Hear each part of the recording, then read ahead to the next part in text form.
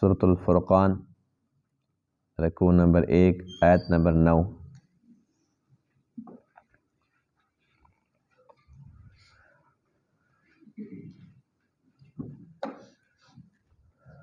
اعوذ باللہ من الشیطان الرجیم، بسم اللہ الرحمن الرحیم،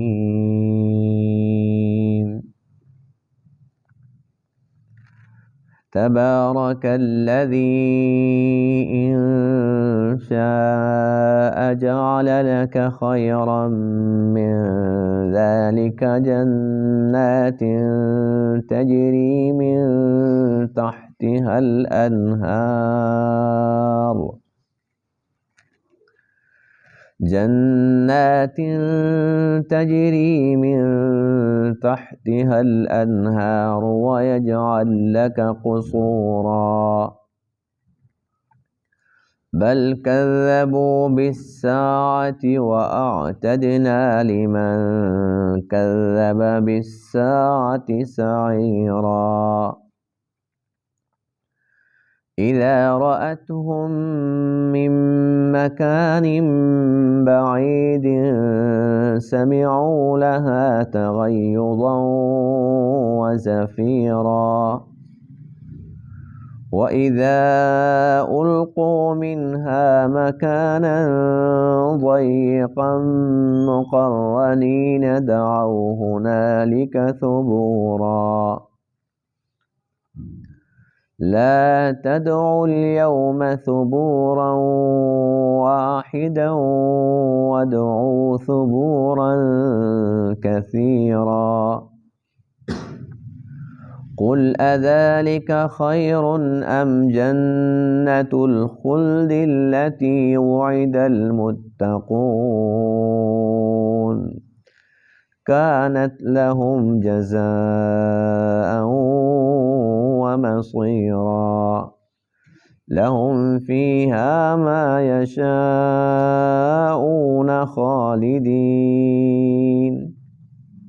كان على ربك وعدا مسئولا۔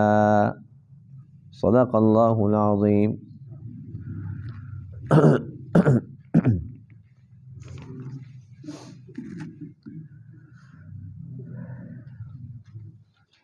گزشتہ درس میں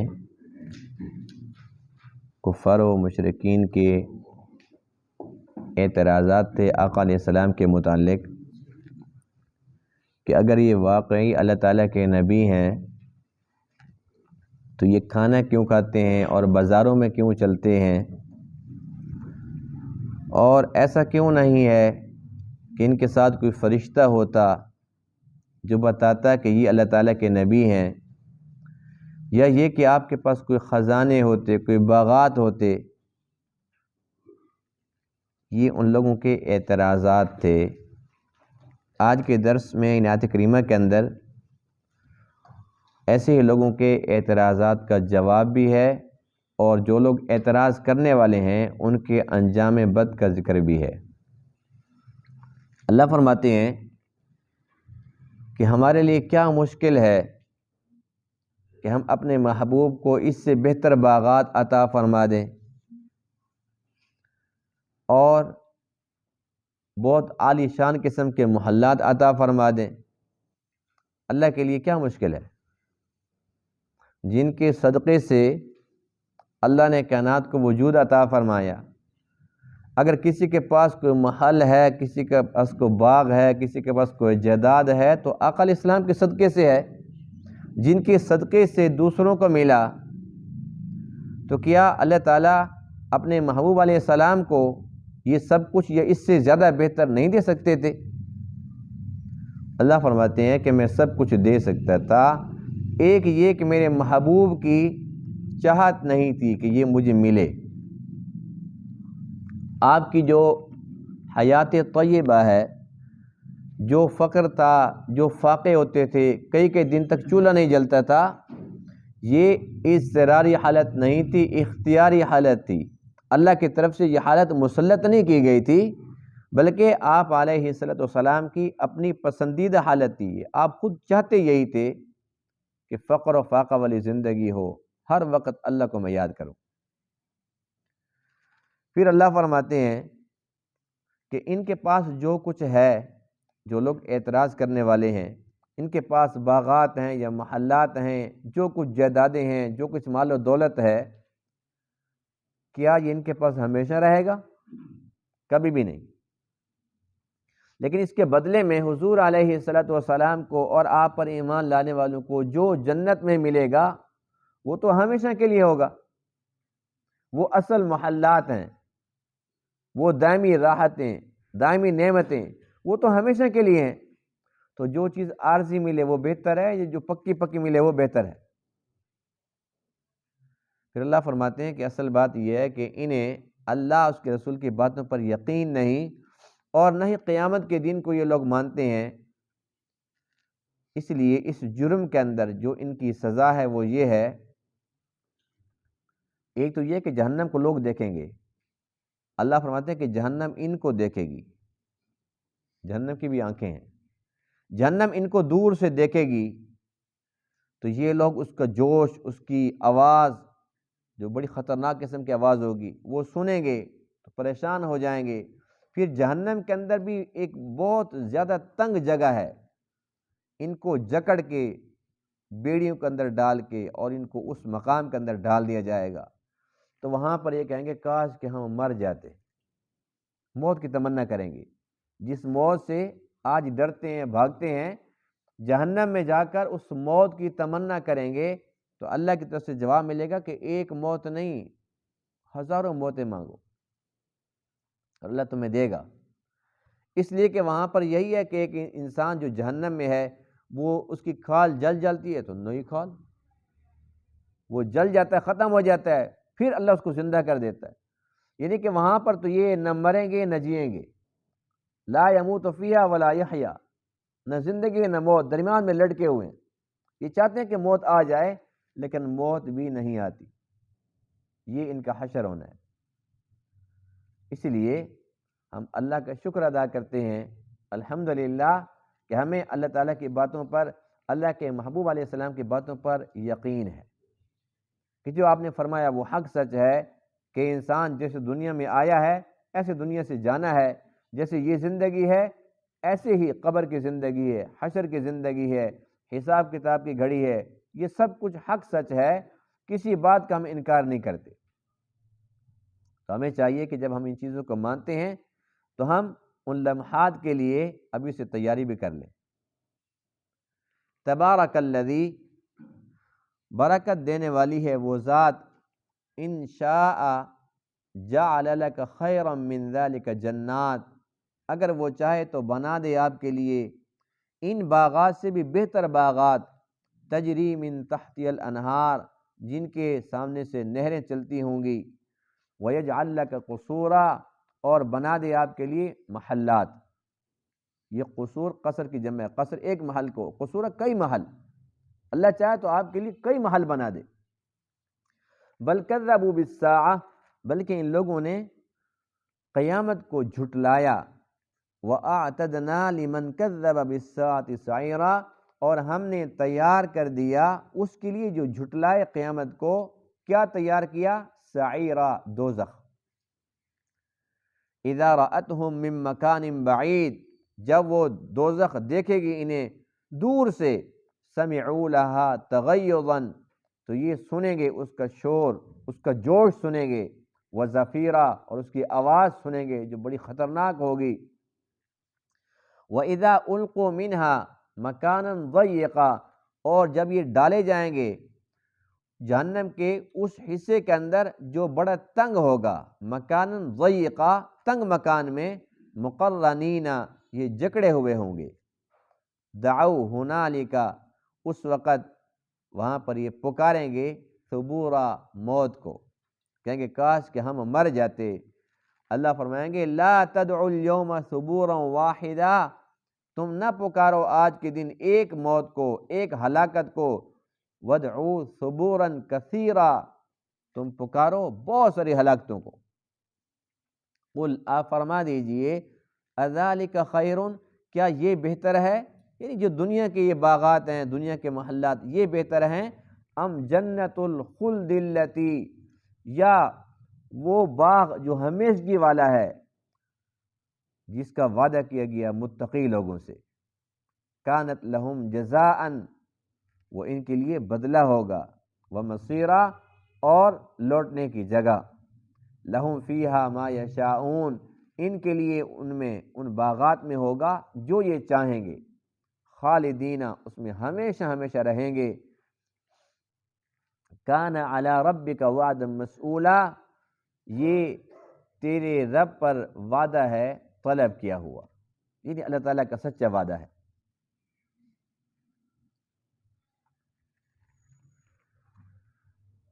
اللہ تعالیٰ کے پاس آسمانوں میں کے، زمینوں کے خزانے، سب کچھ اللہ کے قبضہ قدرت میں ہے، وَلِلَّهِ خَزَائِنُ السَّمَاوَاتِ وَالْأَرْضِ، فرمایا کہ آسمانوں کے اور زمین کے خزانے سب کچھ اللہ کے ہیں۔ اللہ تعالیٰ جس کو چاہتا ہے، جب چاہتا ہے، جتنا چاہتا ہے عطا فرما دیتا ہے۔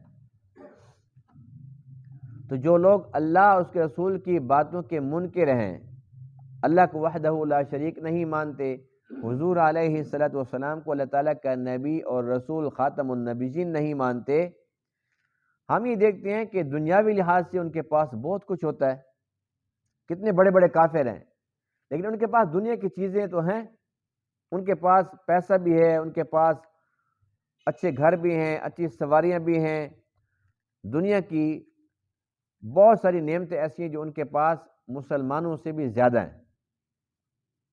تو اس کا یہ مطلب ہرگز نہیں کہ اللہ تعالیٰ ان سے راضی ہے اور یہ لوگ کامیاب ہیں۔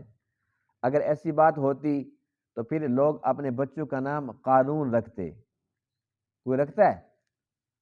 کیوں نہیں رکھتا؟ حالانکہ وہ بڑا مالدار تھا، اس کے پاس بہت زیادہ خزانے تھے، لیکن کوئی بندہ اپنے بچے کا نام قارون رکھنا پسند نہیں کرتا۔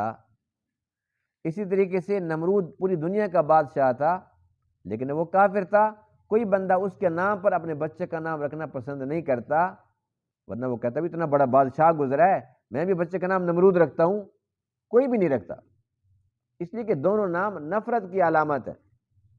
یہ اللہ اور اس کے رسول کے دشمن تھے، اس وقت کے جو نبی تھے یہ ان کے مخالف تھے، ان کی بات نہیں مانتے تھے، اور اس کے برعکس ایسے ایسے لوگ جو دنیا کے اندر اس طریقے سے جیتے رہے کہ ان کے پاس ایک وقت ہوتا تھا اور ایک وقت نہیں ہوتا تھا، کئی کئی دن مسلسل فاقہ، جیسے کہ ابو ہریرہ رضی اللہ تعالیٰ عنہ، بلال حبشی رضی اللہ تعالیٰ عنہ، لیکن یہ کیا ہے؟ ہمارے پسندیدہ نام ہے، ہم اپنے بچوں کا نام بھی رکھتے ہیں ابو ہریرہ، محمد بلال، اور اپنی مساجد کا نام بھی رکھتے ہیں، مسجد ابو ہریرہ، بلال مسجد، اپنے مدارس کا نام بھی رکھتے ہیں کہ نہیں رکھتے ان کے نام پر؟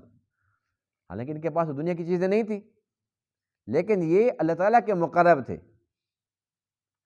تو اس لیے جو پیمانہ ہے نا، وہ یہ نہیں ہے کہ جس کے پاس مال و دولت ہو اللہ تعالیٰ اس سے راضی ہو گیا ہے، جیسے آج کل ہم لوگ بھی یہ سمجھتے ہیں جی کوئی بندہ نا اس کے حالات اچھے نہ ہوں اور اچانک اس کے حالات بہتر ہو جائیں، ہم کہتے ہیں اللہ تعالیٰ اس کے اوپر نا راضی ہو گئی ہے۔ ہرگز نہیں۔ اللہ تعالیٰ کس سے راضی ہوتا ہے؟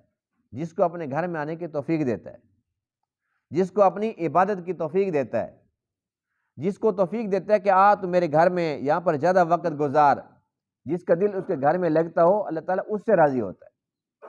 جو اللہ تعالیٰ کی عبادت کے اندر اپنا وقت خرچ کرتا ہو، یہ اللہ تعالیٰ کا پسندیدہ شخص ہے۔ باقی جو دنیا کی چیزیں یہ تو ہیں آزمائش کے ذریعے، اس کی مرضی ہے، جس کو چاہے بہت زیادہ دے دے، جس کو چاہے بالکل کم دے دے، جس کو چاہے وہ درمیان میں رکھ دے، اس کی مرضی ہے۔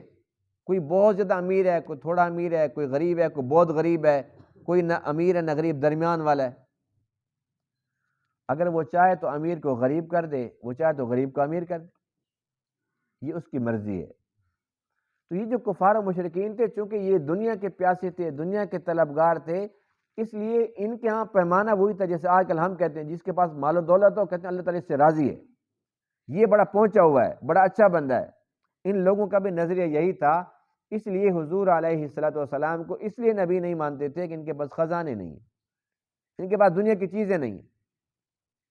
تو اللہ فرماتے ہیں ان شاء جعل لک خیرا من ذلک جنات، کہ اگر میں چاہوں تو جو ان کے پاس باغات ہیں ان سے بہتر باغات تمہیں دے دوں، جو ان کے پاس ایک محل ہے وَيَجْعَلْ لَكَ قُصُورًا، آپ کے لیے کئی محلات دے دوں۔ لیکن آپ کی چونکہ چاہت نہیں تھی، آپ کے اندر ان چیزوں کی طلب نہیں تھی، آپ نے تو امت کو ہمیشہ یہ درس دیا کہ دنیا سے محبت نہ کرو، دنیا کے اندر رہنے کتنا ہے، دنیا کے لیے اتنا کرو جتنا یہاں پر رہنا ہے، اور آخرت کے لیے اتنا کرو جتنا آخرت میں رہنا ہے۔ ظاہر ہے یہاں پر ہم نے عارضی رہنا ہے، اور آخرت تو ہمیشہ ہمیشہ کے لیے، اس لیے فرمایا کہ ہمیشہ جہاں رہنا ہے اس کے لیے زیادہ تگ و دو کرو، زیادہ محنت کرو، کوشش کرو کہ آخرت اچھی ہو جائے، وہ گھر جو ہمارا مستقل ہے وہ اچھا ہو جائے۔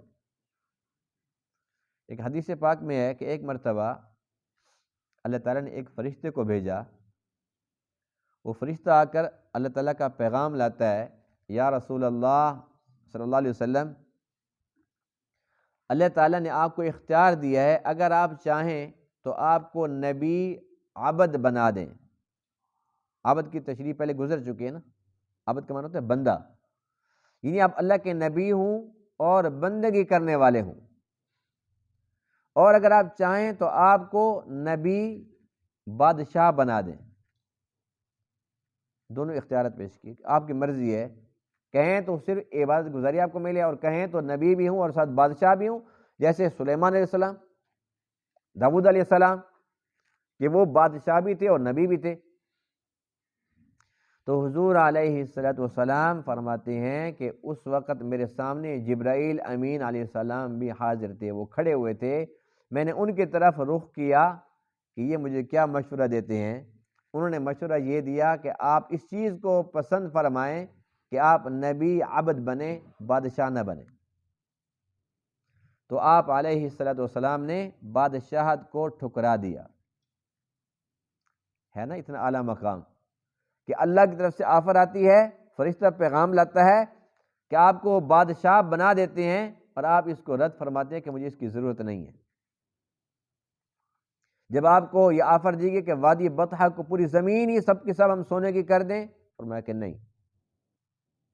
پھر یہ آفر ملی کہ اوت پہاڑ کو سونے کا کر دیں، فرمایا کہ نہیں، مجھے یہ بھی نہیں چاہیے۔ اور یہ نہیں کہ صرف یہ آپ کی بات ظاہر میں تھی اور اندر ایسی بات نہیں تھی، آپ تو نبیوں کے نبی ہیں، جیسے ظاہر وہی ایسا ہی باطن۔ آپ کی اس بات سے ہمیں پتہ چلتا ہے کہ آپ کے دل کے اندر دنیا کے لیے کچھ جگہ تھی ہی نہیں، کہ آپ نے اللہ تعالیٰ سے جب التجا کی، دعا کی، اللہم احیینی مسکینہ، اے اللہ مجھے زندہ رکھ تو مسکینی کی حالت میں، وَأَمِتْنِی مسکینہ، اور جب مجھے موت دے تو مسکینی کی حالت میں، اور صرف دنیا کی حد تک نہیں، وَاحْشُرْنِی فِی زُمْرَةِ الْمَسَاکِین، اے اللہ میرا حشر بھی ان مساکین کے ساتھ کرنا۔ آپ کو یہ مسکنت اتنی زیادہ پسند تھی، یہ فقر اتنا پسند تھا کہ اللہ تعالیٰ سے یہ مانگا بھی، اور جن لوگوں کو اللہ نے فقیر بنایا، جن کو مسکین بنایا، آپ نے یہ بھی ارشاد فرمایا کہ میرا حشر بھی ان کے ساتھ کرنا۔ یہ کتنا اعزاز ہے ان لوگوں کے لیے جو دنیا کے اندر رہ کر پریشان پھر رہے ہوتے ہیں، جی ہمارے پاس تو اپنا مکان نہیں ہے، ہمارے پاس تو اپنی ذاتی دکان نہیں ہے، ہمارے تو کوئی جائیداد نہیں ہے، ہمارے پاس تو محلات نہیں ہیں۔ تو وہ اس بات کو دیکھیں کہ اللہ کے نبی کیا فرما رہے ہیں کہ میرا حشر ان کے ساتھ ہو۔ جب آقا علیہ السلام کے ساتھ حشر نصیب ہو جائے تو پھر ان محلات کی ویلیو کیا ہے، کیا اوقات ہے ان مکانوں کی۔ تو یہ ایک بہت بڑا اعزاز ہے۔ اور حضور علیہ الصلوۃ والسلام نے ہمیشہ یہ جو کمزور طبقہ جس کو ہم کمزور سمجھتے ہیں، حقیقتاً تو کمزور نہیں ہے، لیکن ہمارے یہاں جس کے پاس مال و دولت کم ہو یا نہ ہو، ہم کہتے ہیں یہ کمزور قسم کے لوگ ہیں، یہ گرے پڑے لوگ ہیں، لوگ ان کو سلام بھی نہیں کرتے، اگر یہ بیچارے سلام کریں تو ان کا جواب بھی سوچ کے دیتے ہیں۔ لیکن جو منظر اس وقت ہم دیکھ رہے ہیں، ضروری نہیں کہ قیامت کے دن بھی ایسا ہی منظر چلے۔ ہو سکتا ہے کہ آج کے دن جو لوگ یہاں پر فقراء مساکین ہیں یہ وہاں پر بہت زیادہ امیر ہوں، عالی شان جنات کے باغات کے مالک ہوں، اور جو یہاں پر بہت زیادہ امیر ہیں، اپنے آپ کو بڑا سمجھتے ہیں، وہاں پر وہ کنگال ہوں، ان کے پاس کوئی نیکی نہ ہو اور وہ بیچارے کھڑے ہوں خالی ہاتھ۔ ایسا ہو سکتا ہے کہ نہیں ہو سکتا؟ اس لیے کسی کو حقیر نہیں سمجھنا چاہیے۔ اور سچ تو یہ ہے کہ جس کے پاس دنیا کم ہے، بے شک دنیاوی لحاظ سے وہ پریشان رہے، لیکن جس کے پاس دنیا کی چیزیں کم ہیں، آخرت کے لحاظ سے وہ نفع میں۔ حدیث پاک میں ہے کہ دو ایسے شخص جن کی نیکیاں برائیاں سب برابر ہیں، ایک دن پیدا ہوئے، نماز روزہ حج زکوٰۃ سب کچھ برابر ہے، فرق یہ ہے کہ ایک کے پاس پیسہ ہے، دوسرے کے پاس پیسہ نہیں ہے۔ فرمایا کہ جو فقیر ہے، جس کے پاس مال و دولت نہیں ہے، فقیر اپنے فقر کی وجہ سے امیر سے 500 سال پہلے جنت میں جائے گا۔ امیر نے تو حساب دینا ہے نا، اور غریب نے کہنا یا اللہ 2 روٹی دیتا تو صبح کھا لیتا تھا، 2 شام کو کھا لیتا تھا، اللہ کہے کہ جا جنت میں، جب تجھے کچھ دیا نہیں تو حساب کی چیز کا لوں۔ تو یہاں ہم کہتے ہیں کہ زیادہ ہو زیادہ ہو، یوں سمجھو کہ ہم اپنے لیے زیادہ بوجھ لاد رہے ہیں، سفر لمبا ہے اور بوجھ زیادہ سے زیادہ اٹھائے جا رہے ہیں، تنگی ہوگی کہ نہیں ہوگی؟ لیکن جب بوجھ کم ہوگا تو پھر مزہ ہی مزہ ہے۔ اور یہ سیلاب کے دنوں کے اندر اللہ تعالیٰ محفوظ رکھے ہم سب کو، ہمارے پورے ملک پاکستان کو۔ سیلاب کے دنوں کے اندر جس کے پاس نہ بھیڑ ہے نہ بکری ہے، اور اس کے پاس نہ کوئی اپنا ذاتی گھر ہے، وہ جھگیوں والے یہاں سے اٹھے وہاں چلے گئے، اور انہیں کچھ پتہ نہیں ہوتا کہ سیلاب ہے تو کیا ہے، آتا رہتا ہے۔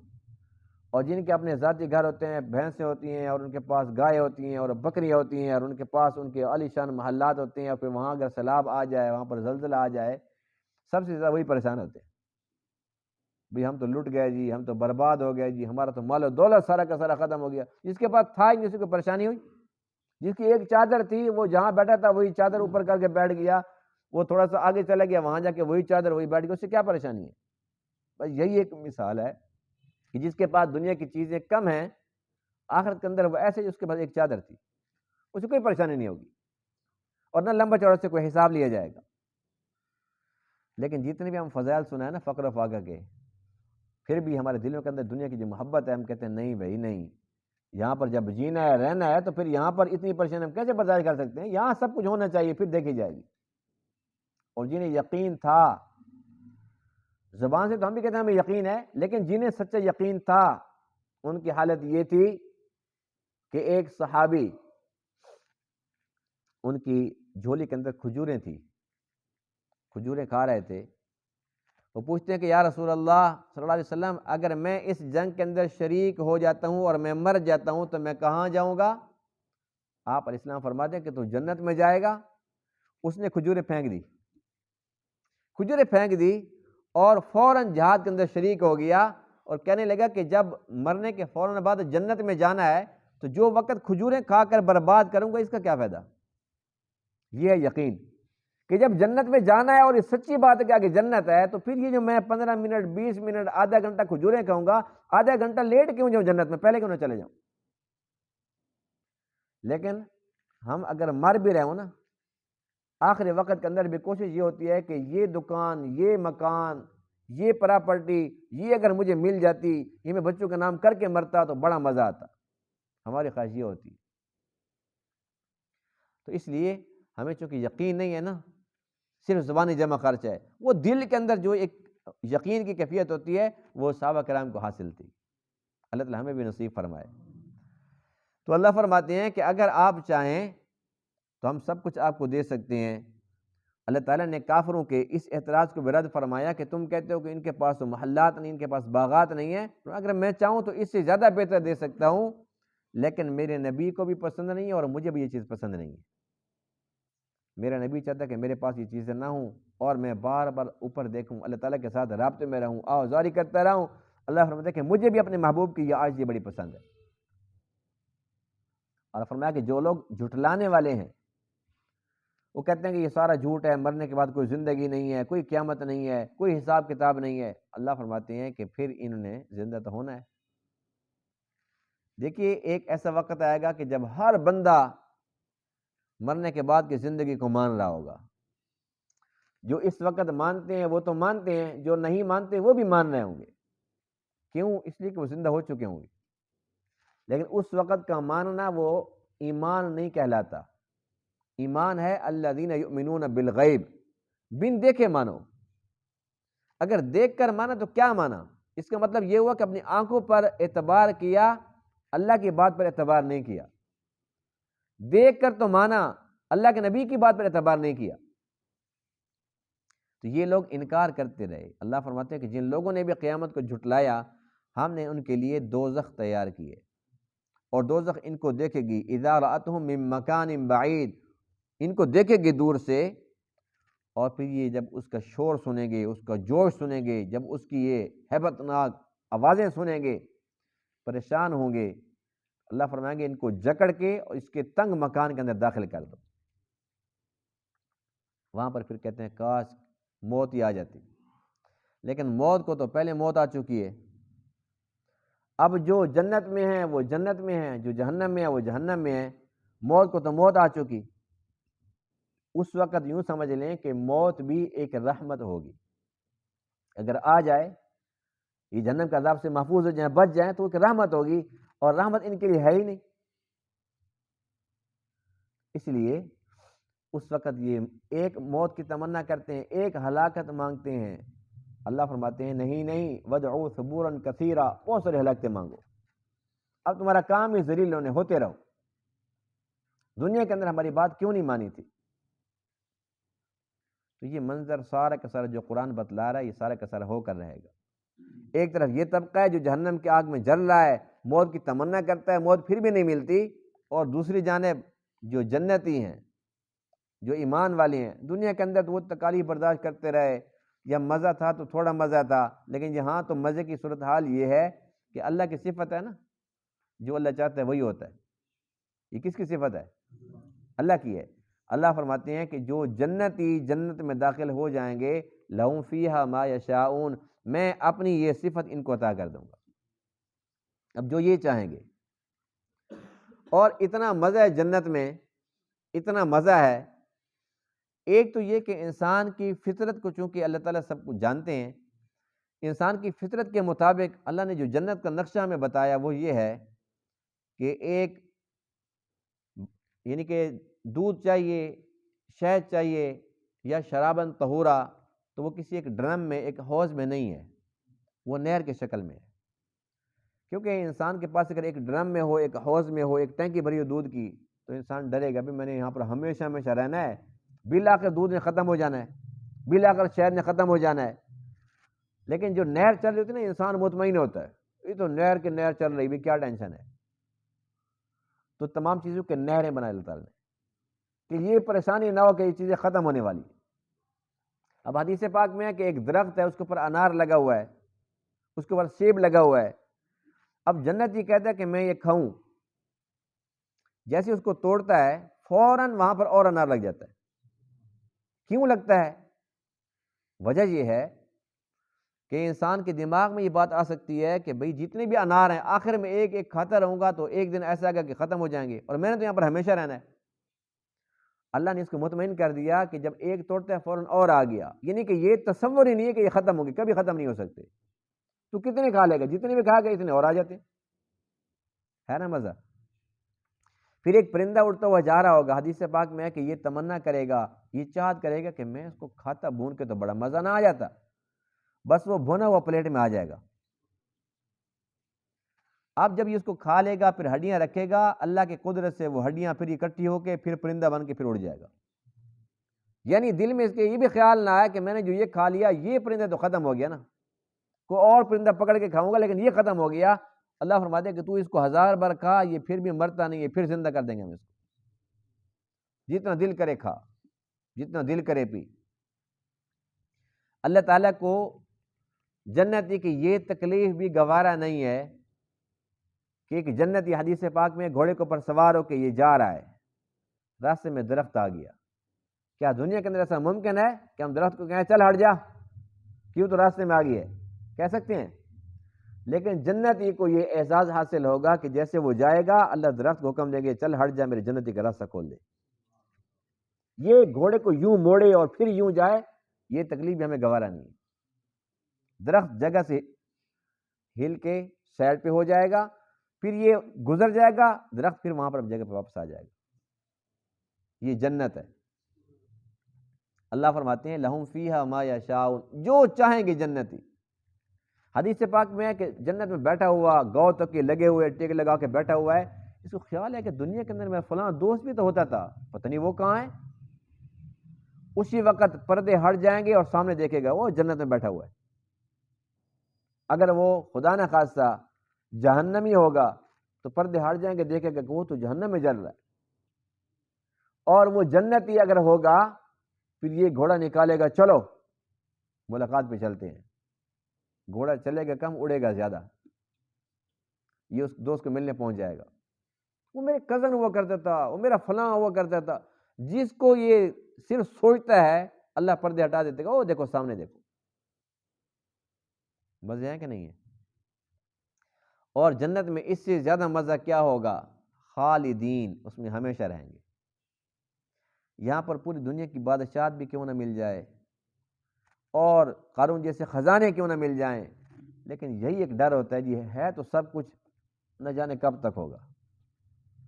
دن ہے تو رات بھی ہے، پھر رات ہے تو دن بھی ہے، آج تو اچھے حالات ہیں، پتہ نہیں کل کیا ہوں گے۔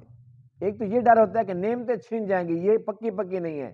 دوسرا یہ کہ نعمتیں بے شک بڑھ بھی جائیں لیکن میں تو پکا نہیں ہوں، موت کی تلوار لٹک رہی ہے۔ اللہ نے اتنا دے تو دیا لیکن آخر کار سب کو چھوڑ کے جانا ہے۔ یہ ایک سوچ انسان کے سارے مزے خراب کر دیتی ہے کہ سب کو چھوڑ کے جانا ہے بالآخر۔ جنت میں اللہ تعالیٰ فرماتے ہیں کہ خالدین، ہمیشہ ہمیشہ کے لیے، یعنی تم بھی پکے، نعمتیں بھی پکی۔ نہ یہ ڈر ہے کہ میں نے مرنا ہے، نہ یہ ڈر ہے کہ نعمتوں نے چھیننا ہے۔ یہی وجہ ہے کہ جب آپس کے اندر جو رشتہ دار ہیں، جو دوست ہیں، وہ ملاقات کے لیے جائیں گے، آئیں گے تو خوب اکرام ہوگا، یہ لے کے آؤ، وہ لے کے آؤ۔ بھائی پتہ ہے بھی کون سا کو میرا پیسہ لگنا ہے، کون سی چیزیں ختم ہونی ہے۔ یہاں تو یہ ہوتا ہے بھائی اتنا میں خرچہ کروں، میں تو چاچا نے کیسے کیسے جوڑے ہیں۔ وہاں پر تو کوئی پریشانی کی بات ہی نہیں ہے، سارا مال مفت کا ہے، کھو کھلاؤ۔ حدیث پاک میں ہے کہ کھانے کے بعد یہ بھی تو پریشانی نہیں ہے کہ وہ ناک صاف کرنا ہے، وہ تھوک ڈالنی ہے، کوئی جانا ہے پخانہ کرنے کے لیے، ایک ڈکار مارو سر ہضم۔ یہ پریشانی بھی تو نہیں ہے، وہ پیٹ خراب ہو جائے گا، خیال کرنا۔ یہاں کہتے ہیں مچھلی کھانا نا، دودھ نہ پینا، اوپر صبح صبح نا فلانی چیز نہ کھانا، خالی پیٹ نہیں کھاتے۔ وہاں یہ ڈر تو نہیں ہے، صبح شام کھاتے رہو پیتے رہو، عورتوں کو کام ہی نہیں ہے وہاں کو کاروبار کرنا والا۔ نہ تو وہاں پر نماز ہے، نہ روزہ ہے، نہ حج ہے، نہ زکوٰۃ ہے، یعنی کچھ بھی نہیں ہے۔ جب ہم سانس لیں گے نا، حدیث پاک میں کہ جب جنتی سانس لے گا، اس سانس میں اللہ کی تسبیح ہوگی، سبحان اللہ، الحمدللہ، اللہ اکبر، لا الہ الا اللہ، یہ خود بخود ہوگی، یہ بھی کہنا نہیں پڑے گا۔ جیسے ہم سانس لے رہے ہیں ایسے سانس لیتے رہیں گے، تسبیح خود بخود چلتی رہے گی۔ باقی نہ کوئی عبادت ہے، نہ کچھ، صرف اور صرف مزہ ہے۔ اس مزے کے لیے تھوڑی سی زندگی ہے دنیا کی، تھوڑی سی مختصر ترین، اتنی مختصر کہ یہ بھی نہیں پتہ کتنی مختصر ہے۔ معلوم نہیں کہ کل کا دن ہمیں دیکھنا نصیب ہوگا کہ نہیں ہوگا، کچھ پتہ نہیں کسی کو۔ اتنی مختصر ترین زندگی کے اندر تھوڑا سا انسان اپنی خواہشات کو دبا کر اللہ تعالیٰ کو راضی کرنے میں لگ جائے، جب آنکھ بند ہوگی اس کے بعد بس مزے شروع۔ قیامت تو قیامت ہے نا، وہ پھر حشر کے میدان ہوگا، پھر وہ جنت۔ لیکن جو انسان دنیا سے چلا گیا اس کی تو قیامت آ گئی ہے۔ اگر وہ نیک ہے تو بے شک جنت میں پھر جائے گا، جنت کی کھڑکی تو کھل گئی ہے، قبر اس کی کشادہ ہو گئی ہے، جنت کی خوشبوئیں آنا شروع ہو گئی ہیں، جنت سے ہوائیں آنا شروع ہو گئی ہیں، تو اس کے لیے تو جنت بالکل قریب کھڑی ہے قریب کہ نہیں ہے؟ لیکن اس تھوڑی سی زندگی کے اندر ہم کوشش تو کر کے دیکھیں، کرنی چاہیے کہ نہیں کرنی چاہیے؟ اگر یہاں پر ہم اپنی منمانیاں کریں گے تو جنت کو مفت کی تو نہیں ہے، اتنی سستی بھی نہیں ہے، اتنی آسان بھی نہیں ہے۔ مشکل تو ہے کہ انسان وقت نکالے، وضو کرے، نماز پڑھے، اللہ تعالیٰ سے دعائیں مانگے، روزے رکھے، یعنی کہ جو عبادات ہیں عبادات کرے، اللہ تعالیٰ کی محبت کے اندر وہ سجدے کرے، تھوڑا سا مشکل تو ہے۔ لیکن اگر 5-10 روپے ہم کماتے ہیں وہ بھی بغیر مشکل کے تو وہ بھی نہیں ملتی، اس کے لیے تو مشقت ہے نا۔ تو یہ چھوٹی چھوٹی نعمتیں، یہ نہیں کہ یہ جتنی چیزیں ہم کھا رہے ہیں نا، قرآن کہتا ہے اوتو بھی متشابہہ، یہ قرآن مقدس میں ہے کہ یہ جو نعمتیں ہیں نا یہ نقشے ہیں. جب جنت میں جائیں گے نا اتنا بڑا انار ہوگا, اس کو دیکھیں گا اچھا دنیا میں دیکھا تھا وہ چھوٹا سا اتنا انار ہوتا تھا. جب وہاں کا ہم کیلا دیکھیں گے وہ اتنا بڑا کیلا, اچھا وہ اتنا چھوٹا سا کیلا ہوتا تھا وہ دنیا میں. وَأُوتُوا بِهِ مُتَشَابِهًا, یعنی ملتے جلتے ہوں گے, نقشہ ایک ہوگا. جو انار کا نقشہ ہے, جو سیب کا ہے, جو انار کا, کھجور کا, یعنی کہ نقشے یہی ہوں گے. لیکن یہ نا نقلی ہیں, وہ اصلی ہیں. اب یہ نقلی تو مفت کے اندر ملتے نہیں ہیں, ملتے ہیں کسی کو پیسے دینے پڑتے ہیں نا, کھپنا پڑتا ہے, محنت کرنی پڑتی ہے, پسینہ لگانا پڑتا ہے. یہ بغیر مشقت کے نہیں ملتی, جو اصلی ہیں وہ ملنے لگے ہیں, تو اس کے لیے تو محنت کرنی پڑے گی.